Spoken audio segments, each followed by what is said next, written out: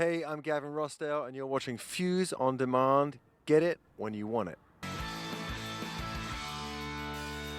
For us to be performing in New Orleans tonight, this special night of Halloween, it's pretty exclusive and important and special for us, you know, because New Orleans is such a great city, a musical community. I think no other city on the planet loves its music and its heritage, its musical heritage, and celebrates it as much as New Orleans does. And so to be here because of that reason is pretty special. And then in addition to that, I'm a huge fan of the occult and the voodoo and some of the mysticism that goes on here in the city. So for me, there's there's threads of special reasons why I like to be here. Favorite thing to do in my downtime here in New Orleans is to wander late at night through some of the cemeteries. And I mean, not only are they creepy and cool and just really, they almost look like haunted sets, you know, like movie sets. But they're also just, if you look at some of the architecture and some of the stones and some of the mausoleums, they're really beautiful. Each one is a work of art.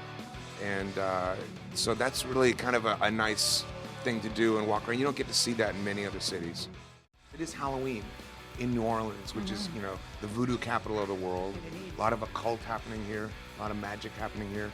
So I brought with me a Ouija board. Ooh. I thought perhaps you and I could conjure up something. We could. What should we ask it? Well, have you done this before? No, I've never All done right. this before. Rest your fingers on the whatever this thing's called, The thing. the planchette, I believe they call it. And let's ask it, are we going to go out on a date after the show tonight? I think you're slightly forcing. I am not touching it. Are you pushing that? No. I'm not pushing it. Okay, let me ask it something a little bit more clear and precise.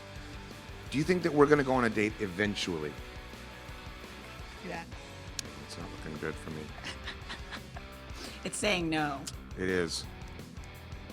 We could discuss this at a later time. Yeah, spirits don't always know what they're talking You about. know, they're in the dark. You know what I'm saying? They're floating around, really dead are. and miserable. They don't want us to be happy, We can Dave. come back to it. Halloween is kind of the one day out of the year that I blend in with the rest of the Right. world, you know?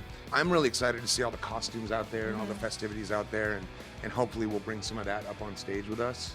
So, like, the Halloween spirit can come on stage and be part of Jane's Addiction for the Are night. you guys doing something special for the Halloween show, or it's the usual Jane's thing? We have, well, it's the usual Jane's thing. It's the original lineup. We have a couple of different things that are going to take place that are different from our normal set. And as I said, we want to ask some of the people in the audience to participate towards the end of the show. That's awesome. And just bring their wares up on stage and have a good time. We haven't run into anybody here because we just got here. We're going on earlier tonight, right before Kiss, of all things. How do you feel about that? I like to think that Kiss is closing for us. Nice. It's a good way to look at it. Nice. I was in the hotel lobby and I ran into Paul and Gene from Kiss, and it was, you know, I've known those guys for many years, but I went and saw Kiss in the 70s when I was like 11 years old, and saw Cheap Trick open for them. So it was like, back then I was just kind of like dazzled by the whole production and the rock star thing and, you know, bands like that of that caliber.